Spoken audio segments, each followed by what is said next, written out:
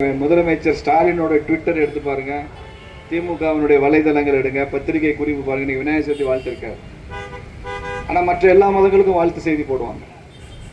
அது சரிதான். கிறிஸ்துமஸுக்கோ ரம்ஜானுக்கோ பக்ரீத்துக்கோ அவர்களை வாழ்த்துவது பாராட்டுவது அவங்க நம்ம நாட்டில் இருக்கிற நம்ம சகோதரர்கள் தான், அதெல்லாம் நல்ல விஷயம். ஆனால் இந்துக்களை பாராட்ட மாட்டாங்க, இந்துக்களை குறை சொல்லுவாங்க, இந்துக்களை ஏளனம் பண்ணுவாங்க.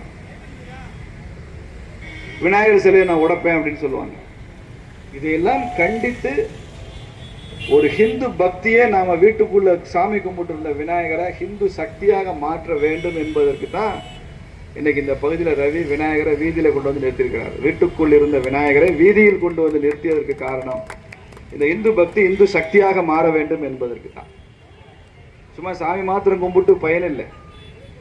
என்னைக்கு நம்ம ஆன்மீகத்தை யாராவது குறை சொன்னாலோ, நமது பக்தியை யாராவது கொச்சைப்படுத்தினாலோ, நாம் தெய்வமாக வணங்குகிற கடவுள்களை யாராவது குறை சொன்னாலும் நமக்கு கோபம் வரணும், நமக்கு ஆத்திரம் வரணும். இப்படி செய்யாதுன்னே சொல்லணும், எடுத்து சொல்லணும்.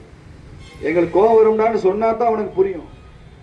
வாயத்தரன்னா திமுக காரன் வாயை திறக்க மாட்டான், மூச்சை பிடிச்சாதான் வாயை திறப்பான். மூக்க பிடிங்க வாயை திறப்பான். அவனுக்கு புரிகிற ஒரே மொழி தேர்தல், அரசியல், ஓட்டு. அதுல ஒரு இந்துவாக வாக்களிக்கிற ஒரு காலம் வந்தால் திமுகவுடைய மனநிலை மாறும். முழுசுமா தன்னை மாற்றிக்குவான். அன்னைக்கு ஈவேரா படம் வச்சு ஓட்டு கேட்க மாட்டான், அன்னைக்கு ஈவே ராமசாமி படம் வச்சு ஓட்டு கேட்க மாட்டான், அயோத்தியில் இருக்கிற ராமர்சாமி படம் வச்சு ஓட்டு கேட்பான்.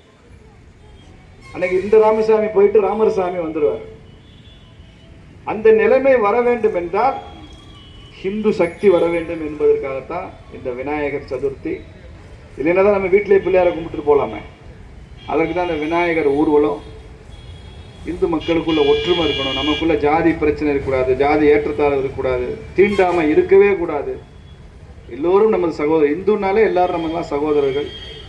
இந்த உணர்வை உருவாக்குறது தான் விநாயகர் சதுர்த்தியை நம்ம இந்த மாதிரி வீதியில் வைத்து கொண்டாடுறோம். இந்த பகுதியில் ரவி இதை தொடர்ந்து செய்து கொண்டிருக்கிறார். தொடர்ந்து பல ஆண்டுகளாக அவர் என்னுடன் பயணிக்கிறார் என்பதே எனக்கு ரொம்ப மகிழ்ச்சி. விநாயகர் அவருக்கு அந்த அளவுக்கு பலத்தையும் அருளையும் கொடுக்கட்டும்.